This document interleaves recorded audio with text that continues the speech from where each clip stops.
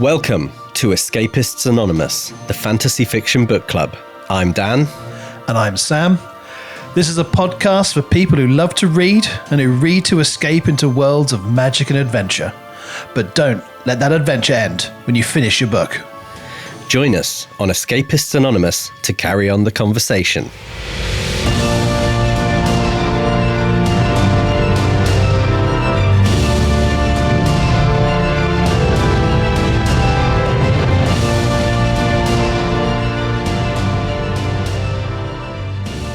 Welcome back. It's a new episode and we are reviewing a whole book again. And this week we are looking at, I'd say, something that felt when reading quite different from anything else that we've approached before. And it's Pagans by James Alistair Henry. There you go. And this is a new release this year. It will be on the new release shelves in your local Waterstones. You can find it on your Waterstones. That's where I found it. I walked into one of my local Waterstones and it was there facing me and I was like, hello.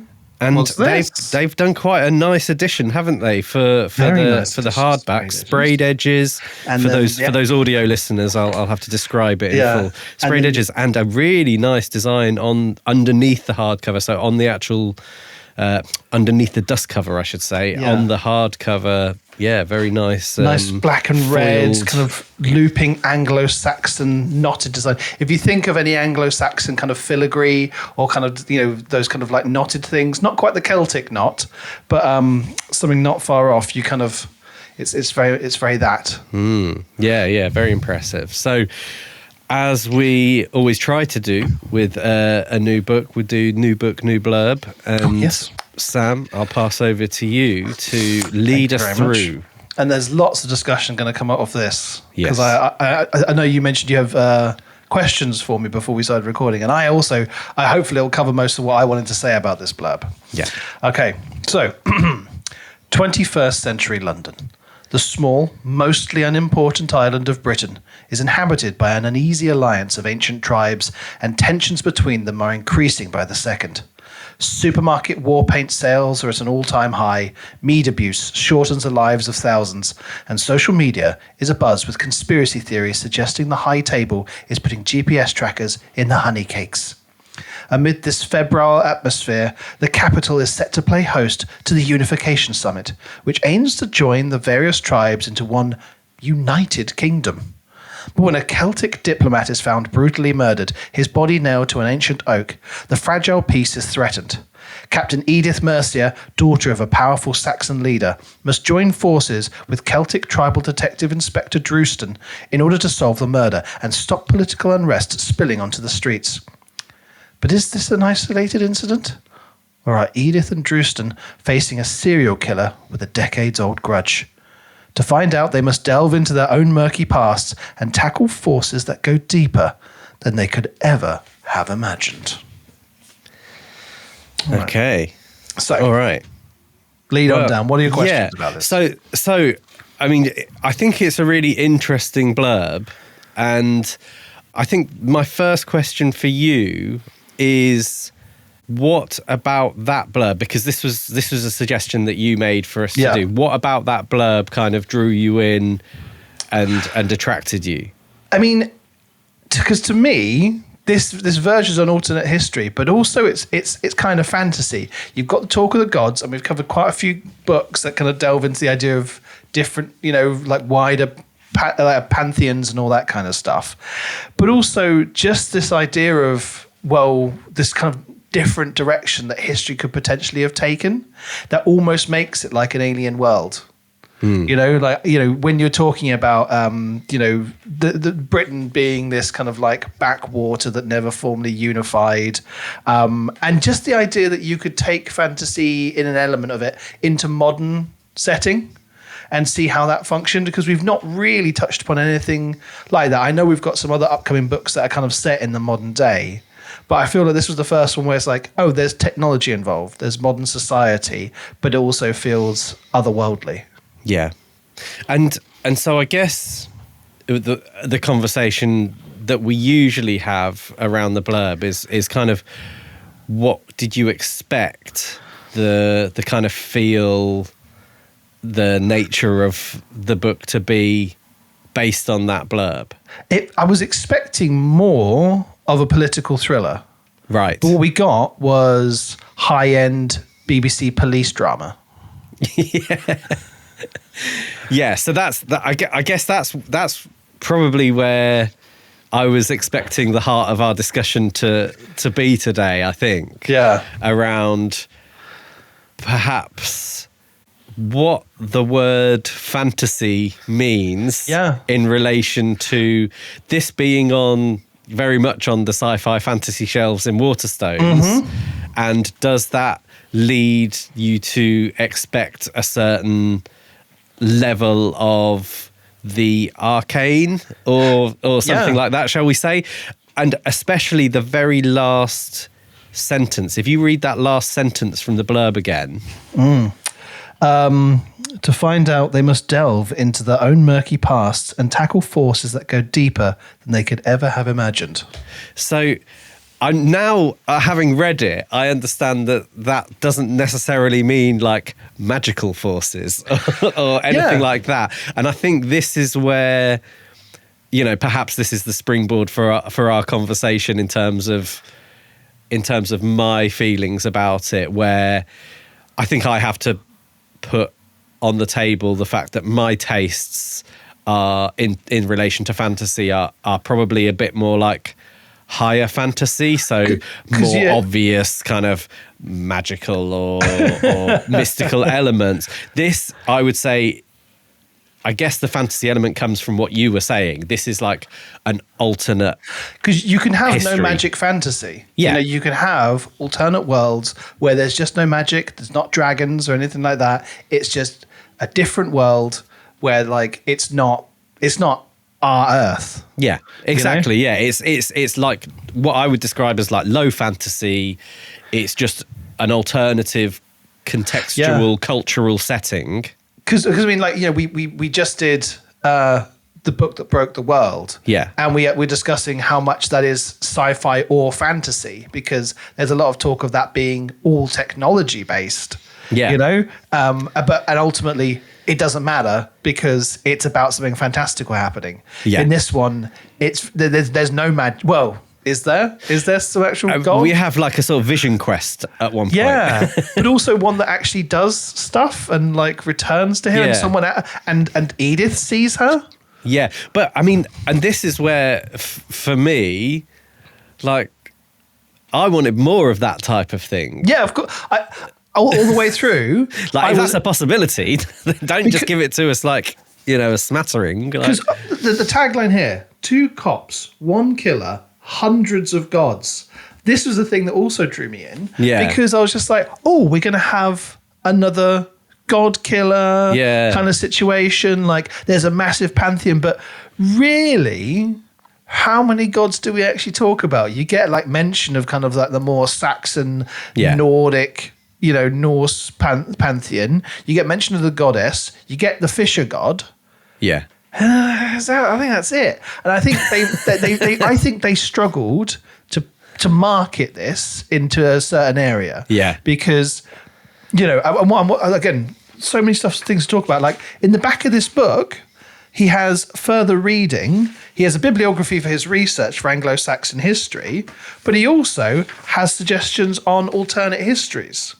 Other ones. So he's not even really seeing it necessarily as a fantasy, but as like an alternate history, kind of more in line with some Robert Harris books or something. But the ones he recommends are things like Anno Dracula. So I'm guessing, what if Dracula became like king of the world or something? Like, so it verges onto these almost more fantasy kind of elements of alternate history. So it sits in a very odd, hard to define place, but I would still say it is a degree of fantasy, because if you're going for full-on alternate history, I mean, I was trying to approach this of saying like, okay, for a start, this blurb, 21st century London, it's almost like selling it as if 1066 never happened kind of thing. That was definitely on the Audible blurb, which is sometimes a bit different, I think, to what's on the paperback. I went in with that mindset. And that really threw me off, because I was like, well, this isn't just 1066. This is a whole other things that needed to have happened. Like Augustine's mission to convert the Anglo-Saxons never happened. And that was like 5-6 centuries earlier.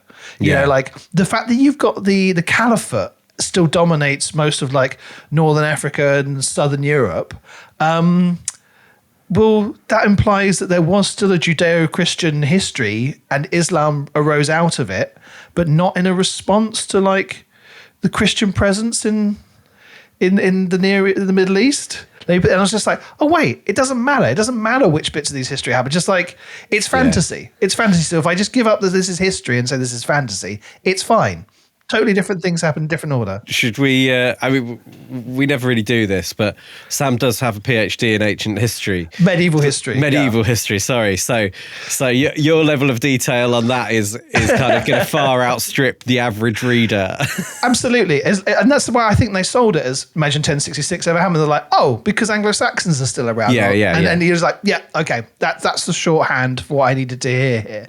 But I immediately went far too far into it, and it started off with me picking apart what was being explained to me in terms of the world building, and it was such a block for me. And then when I shed that, I was like, oh yeah, who cares? Who cares? It's just there's alternative, like it's a fantasy world where Anglo-Saxon culture continues to dominate within the British Isles context. It's fine. That's it. That's all we need.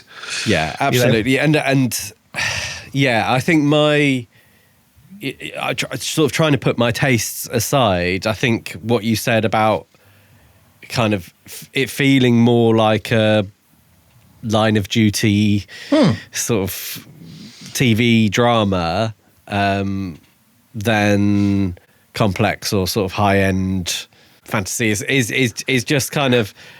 It took me a lot of the book to eventually realise that I wasn't going to get maybe what I was expecting. And I think that's probably one of the challenges. If you're marketing it in a certain way, you're going to get people that get a certain way through the book. But then all of a sudden you get that far through the book and then you get the vision quest. And then you're like, oh, maybe it is going to turn into some kind of, sort of more high-end fantasy. Maybe it was just sort of this real slow build-up and we have this kind of aren't they actually sort of speaking to gods thing going on, and then they are, but it's just that once. And then the goddess appears to Edith. I'm just like, okay, so there is an element of fantasy here. There's magic in this world. It must be, and I like that the level of ambiguity kept, but it just means that. And again, I also love this book because it finishes. It ends. The case is complete. And again, I think it was another reason that drew me to it, because I was just like, this is going to be a police case. There's a murder. They're going to solve the murder, and then that's going to be the end of that story. It might be implications of, well, we'll see what future cases come up, but that's it. The case was solved. And I was like, lovely. Oh, wow. Actual resolution to some of these characters. That felt very, very satisfying. But the very end of the book, and we can skip to the end a little bit, is like, Drewston's sitting there going, the goddess has returned to him. Are we going to have more involvement with the understanding of the gods? Is the hundreds of gods some kind of implication for we're going to learn more in this world if another book materializes? Of this being a very prominent thing, because the implication of the end of the book with the High King is dead, unification has begun to an extent, and the Fishers are behind a lot of it, because of course the Fisher religion is the thing that transcends all of the nations. You've got the murder victims are Celts and they're Anglo-Saxons, they're everybody. It's the one thing that goes beyond the borders, which I think is, again, it's one of the things that maintained the unity across Europe after the fall of Rome in the real world, because Christianity was the thing that tied them. It created the idea of Christendom. And so I really liked that that James Alistair Henry used that as a thing to be like, well, this can also be a unifying thing, but it's going to clash. And if the gods are real, is there going to be an issue here? And that's the kind of the promise that I had in my head at the end of the book. I was like, oh, interesting. There's potentially, this is an introductory book to the world, and the ones are going to go a bit deeper into some of these elements. But again, I could also close this book and go, if I never read another one of these, fine, case is done. Yeah, I guess that's interesting because I think in you saying that, you've probably answered one of my other questions I had about this, which was the pagan context sort of relevant enough to the crime? And I guess maybe I should phrase that differently. Could you have just had this as a sort of crime thriller, changed out the pagans for like gangs and things like that, and had it be kind of just as I literally have it be like a Line of Duty sort of storyline? I guess that overarching context of the fact that the United Kingdom doesn't exist, and there's this the background, which becomes more of a foreground thing at the end of the unification talks and those types of things. I guess is where the context of pagan England and Britain is relevant to the story. Yeah, I mean, I think there's elements that could be used that are universal. I think that's why he's used a police mystery, like a cop thing, as a grounding element in a world that people will not know much about. Anglo-Saxon culture, this period in history, is very unknown to people beyond the twirly designs that you see. People, there's very little that people know about this. So by placing what is quite a universal experience of, like, we've all seen cop dramas. Whether it's, I don't know, Line of Duty or Luther or Blue in Heartbeat, everyone gets it. A crime happens, police solve it, But it's enabled him to kind of go off into quite an interesting area. And I think the crime is kind of, the religion is an intrinsic part of it, because you've got this underground religion that exists, that is, and it also ties into what we know as kind of like elements of Christianity's been criticized for. Child sexual abuse amongst priests.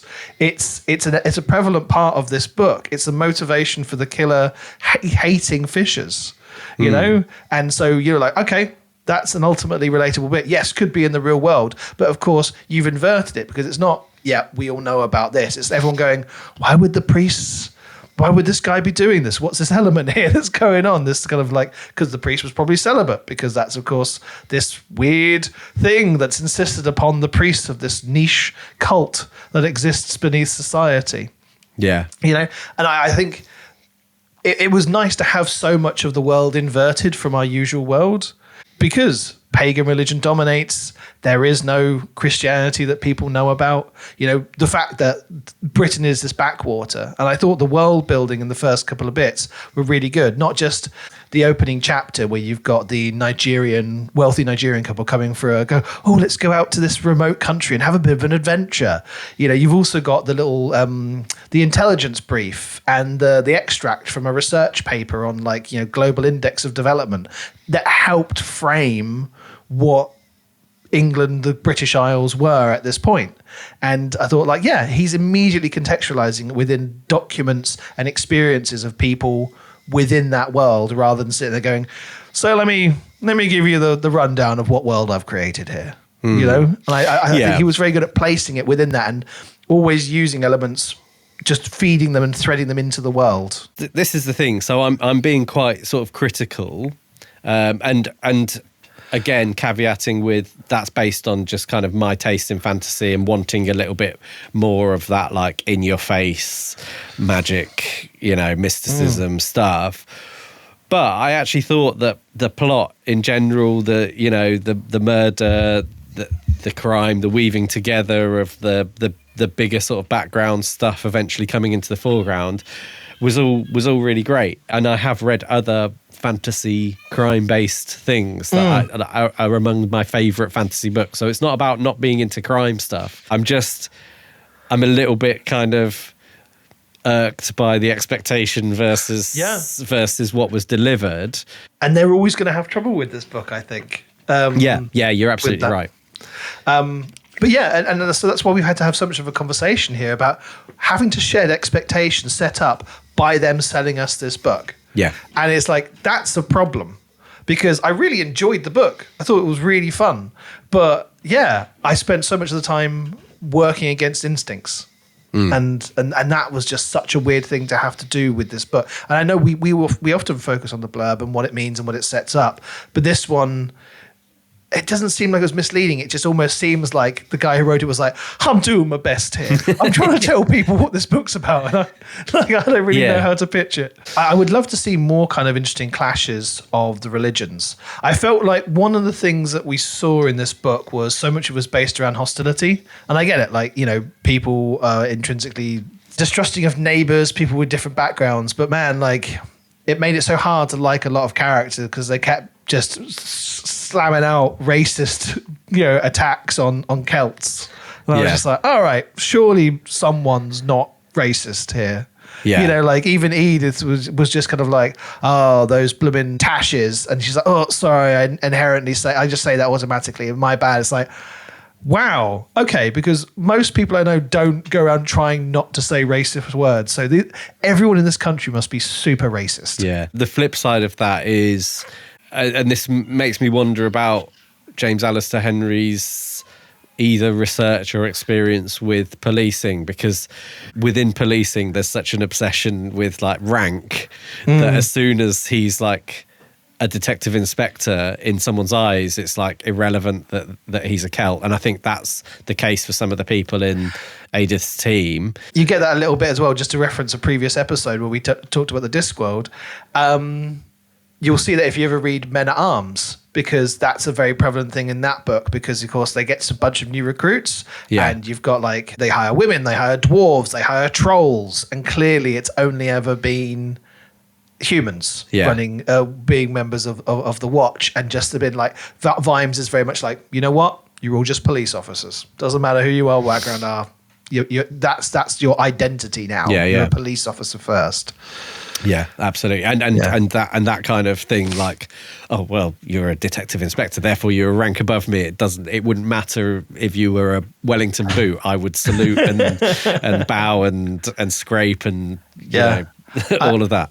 I think as well, like, there were some certain tropes that he took from kind of modern police dramas that I think translated really well here. Like, you had that kind of the senior guy, the Tancred, who's just obsessed. You know, he's obsessed with his own progression, his own just promoting himself, and the way he operates.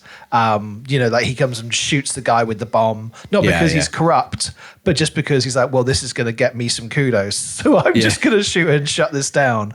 Like, you see those kind of people in all these other police officers, but it worked. It continued to feel really coherent with the world that we were experiencing. You know, I think he was probably one of the quite interesting features in the plot, because I think he was your sort of misdirection throughout, where you're constantly like, is there something like dodgy going on with him, or is he just a dickhead?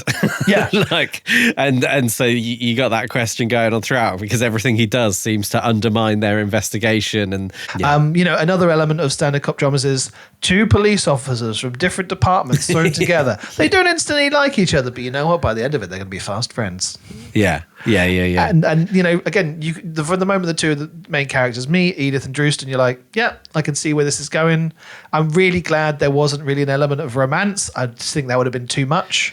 I think like it referenced this idea of sort of tension between them, but I'd never really picked that up massively. It was just, it always felt a little bit like it didn't matter that much. No, I mean, for me, it was more these two characters were dealing with their pasts and their histories, and it was the current case was helping them deal with some elements of their past in quite different ways.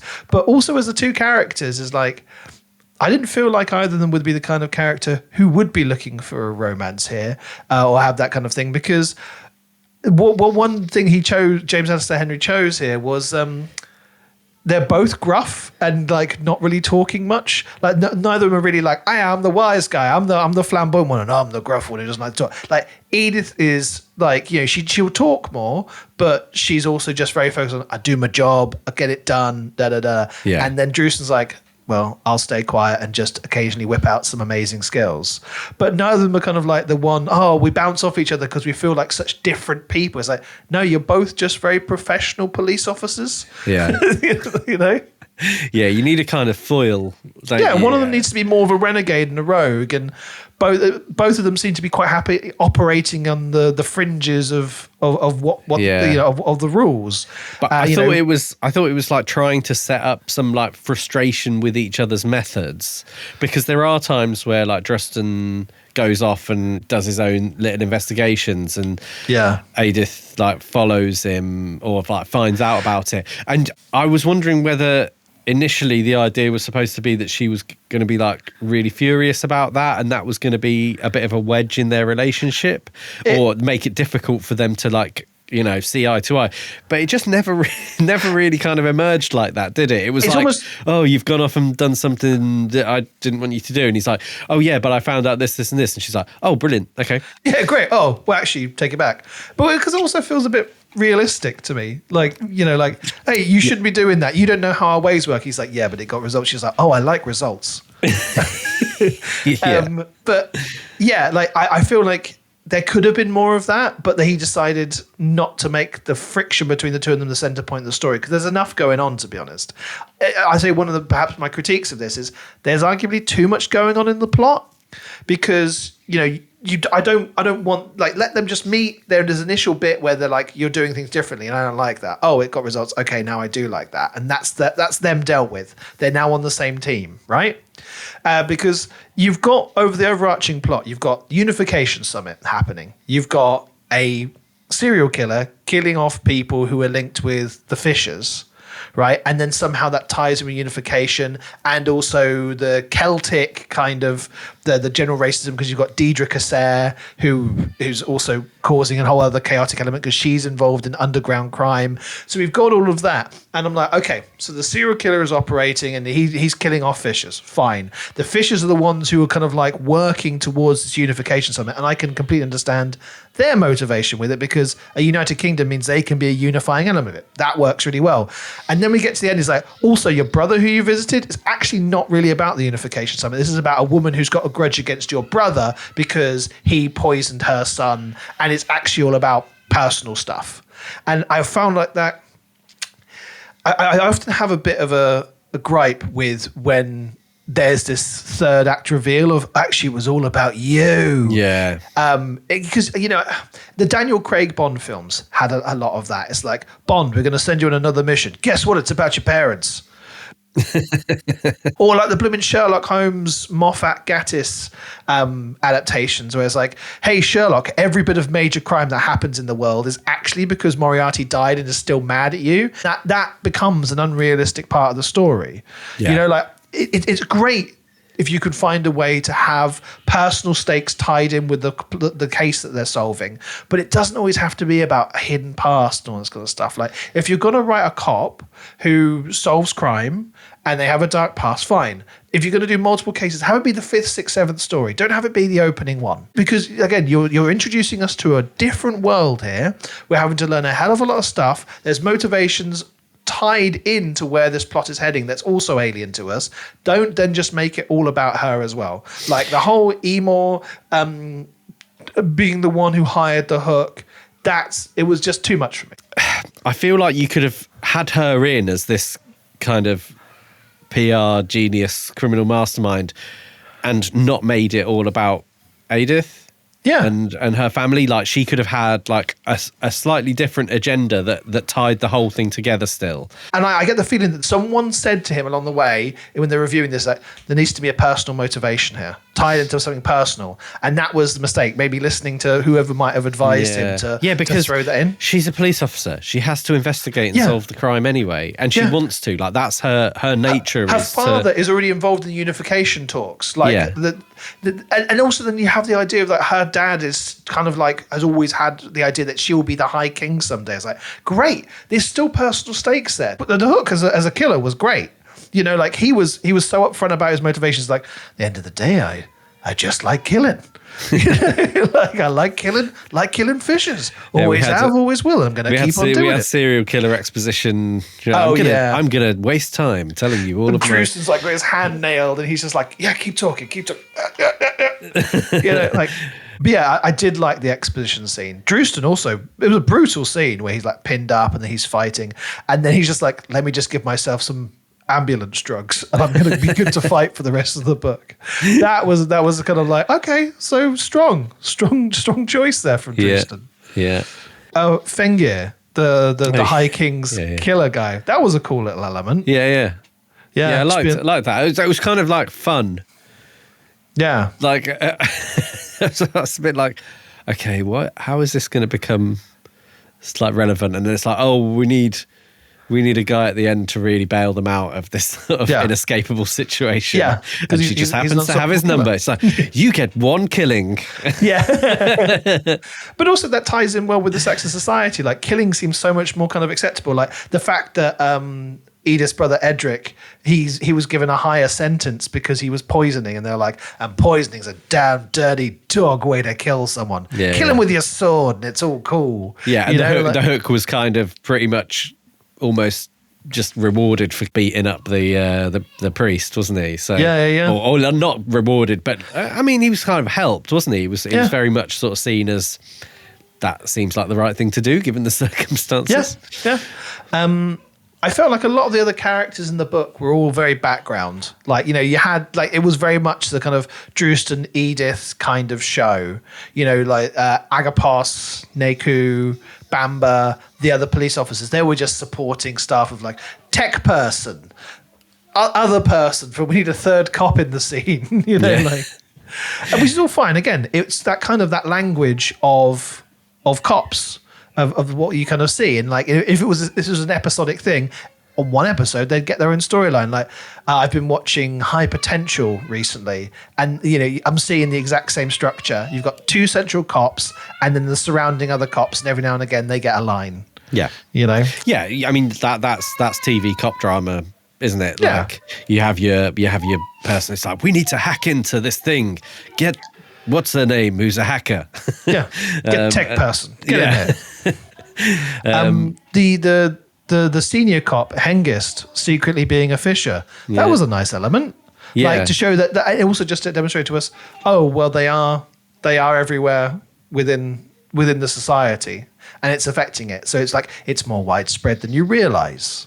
Well, there was a really good, I thought, and we could get controversial here, but there was a real like commentary piece, wasn't there, on Christianity, going on where, yes, the abuse of the children in the home, but also, and we're talking like Christianity sort of super broadly here, so we haven't got like Catholicism or anything like that, but this idea that if you make a religion about sin, then you give the people in control of that religion this opportunity to exploit it for their own personal, seriously problematic reasons. It felt like he was also tapping into this idea that there are these people who are at their lowest low, and they're being kind of, almost... I don't know. Like, I guess you could see it as they find religion and that gives them the strength they need. Yeah. Or it could be this religion is kind of exploiting people when they're at their lowest low, and but that's entirely a perspective of an interpretation that's open to it, because you can argue both sides of that. But you look at the first guy, like he was involved in organised crime in the Fomoir or whatever it was, the Celtic underground prescribed organisation. And he's just like, you know what? I'm not going to do any of that. I'm going to take the way of peace, and I become a negotiator, super effective. And it was driven entirely by his faith. I don't think that James Alistair Henry was really intending, like, he was picking up on the criticism, but he was also like, this is the religion. So whatever timeline you transplant it into, these elements might still potentially exist. It can be the motivator for incredible good and change within people. But the thing I enjoyed the most is like when it's Edith's talking to Hengist in his house, and she's like, what about these meetings? It's like, and this book, it's filled with all these crazy things. It's like, listen, most of our Bible study books are literally us just sitting down trying to figure out what the hell this book's about. He's like, Yeah. And whenever Drewson's flicking through, he's like, okay, well, the first half is all about fire and brimstone, but the second half's about this one guy who's just all about forgiveness. It's like, this is such a wild book that has a real pivot halfway through, and then just without any context, trying to, like, if you just had no knowledge of Christianity and you just started opening this book, how crazy you might find it. But also when they're at the home and there's all like the pictures of Jesus on the crucifix on the wall, and they're like, what the hell? Well, look at this guy. But, and again, because you have seemingly some of the religions that have taken off and remain prevalent within this world, one of the most effective things about Christianity was the fact that it was a religion based around a codified text. Folk religions tend to be oral traditions, and you have very little that's written down in terms of like, these are the tenets of our faith. You have stories about the gods, you have sometimes other things that can touch upon what rituals and religion, but the reason we have so little knowledge of the pagan religions is because they just weren't massively talked about. And it's only when sagas and poems and things like this get written down and we have to pick out the context. And so it's almost nice that you have this fantasy world where that's maintained. Like, there's no mention of a holy book for the Saxon religion. It's bardic verse. It's the stuff inside you. Like, Edith keeps talking about her spirit animal. And is that like her internal conscience? Is that just her narrative inside it? Like, they've attributed some kind of spiritual presence to internal workings of the mind. And I thought that wasn't explained at any point. She was just referencing that. And it's like, that's really cool. And the fact that Drewson was constantly being like, I need to find the goddess again. Just that's the elements of their religion. And just want to talk about the ending. About like the bomb, the High King is dead. Where do we think this? If there's another case, is it going to be about an actual crime that the case that they're solving is going to be about that potentially the bomb, or is it now going to be these two characters are pulled further into the higher politics of unification? That's a terrorist attack. Is it going to be like they're going to form a unit of people who deal with crimes around fishers, or the unification police, because we need this unification to happen and any kind of thing stopping it? Like, it felt like a really good way to end it, and this is what I talk about a lot. It felt like a really good way to end it, where you're like, oh, there's more to come, but it could also just be like, well, here we go again, kind of situation. Yeah. What did you think about the ending? No, I thought it was interesting. And yeah, definitely my thought was, okay, he's leaving open the possibility of sort of moving on. And I was thinking, okay, so does this open up for Edith's dad to become High King? And does that create a narrative for the next book that creates enormous complications for Edith and trying to do her job? Yeah, because Lod wants her to be High King at some point. He's grooming her for the High Kingship, and whether like, is her time now, or is it like, going to be in a couple of High Kings' time or something like that? Yeah. Or like the wrong person's going to be running for it, and she's like, oh, I've got to step up, and it becomes, a political drama. Yeah, I mean, she doesn't express any desire for that whatsoever, does she? No. So, I mean, my assumption was that it's like maybe we'll have a sequel. But yeah, I think you're right. Like I also was thinking, how often does, I guess more maybe in the movie world, like action movies end on an action scene. Like, crime doesn't take a day off, and neither do I. Because the nature of this world, and like, there's still. And it's not like one of those ones where I've seen, we've talked about this with other books where there's intentional, it's going to be a trilogy or whatever, where they've left open threads. And I think he's done a much better job at this, where like, of course, like the High King is dead, or there's the potential for that, but that's just ongoing storyline. She doesn't have to be involved in that necessarily, but we know that there's the potential for it. I didn't feel there's any kind of like bit here that felt unfinished. Yeah. I mean, I guess the question attached to this is, if there was a sequel, would you be interested in reading it? I think I would. I don't think I'd go out and buy it in hardback. I'd wait for it to come out in paperback or something like that. Like, I'd take my time with it. But I like this world. I like these characters. I don't love Edith and Drewston. I thought they were, we talked about them in spits and spurts, but like, both of the characters seem very standard. There was neither about them. Like Drewston had some really nice elements to his background as, you know, what kind of police officer he was. But there was neither of them like, well, you know, no spoilers for people, but Dan and I have just started reading The Devils by Joe Abercrombie. My God, the characterization in the opening pages of that are insane. Yeah. Like, you just know those characters and they're developed and they're interesting. These two characters are very standard. They are enjoyable. If I'm not looking to have to delve into complex motivations and stuff and solve a crime in a weird world, this is it. But no, I mean, I've recommended this to people already because I think some people would enjoy this alternative world. But, you know, like, for me, I might read one of these again if I pick up the blurb and it's going in a way that I find interesting. I mean, I think, to take what you said, I think this is kind of plot-led character work in this book rather than, say, in like a Joe Abercrombie book where it's like character-led plot development. And I'm not 100% sure I would come back to a sequel. Well, I think if you read it and thought it was like really, really entertaining, I would take a recommendation on it. But I would probably wait for you to taste my food first for me.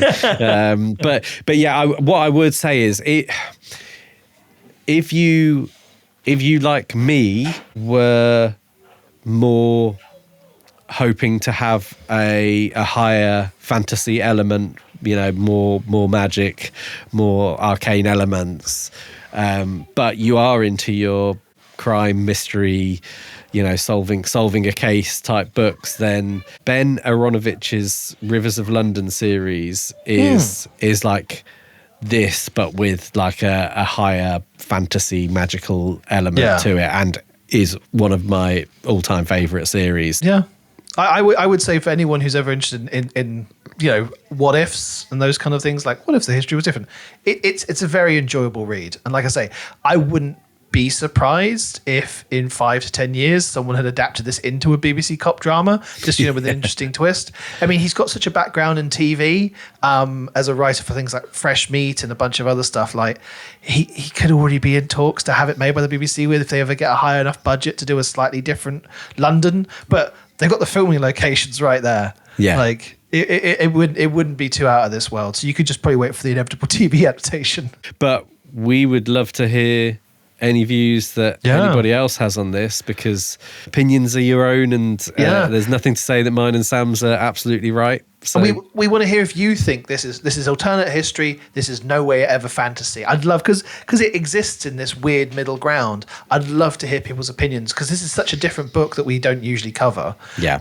Any kind of thoughts on that, just more generally, would be really appreciated, because, you know, if someone's going to make the case to us like this is definitely fantasy, XYZ reasons, then we could always be open to covering more of this, because I think one of the aims of this podcast is to ask ourselves, what falls under fantasy? We are reading the genre and we are experiencing so many different versions of it every time we pick up a book. Yeah. Do get in touch. If you're watching on YouTube, you can leave a comment down below. Also, make sure you like, subscribe, hit notification bell so you know when our episodes are there to watch or listen to. If you're on social media and you want to get in touch on Instagram, TikTok or Facebook at Escapists Anonymous Pod, just drop us a message or a comment on any of our posts. We'd love to hear from you. And yeah, we will be back, as Sam hinted earlier, in a couple of weeks, and we are covering Joe Abercrombie's very, very recent release, The Devils. For my money, it's the hottest release of the year, but we'll see. You know, that remains to be seen. The proof is in the pudding. Very exciting, and yeah, we'll have a great discussion on that. But for now, all that's left to say is goodbye from me. And goodbye from me.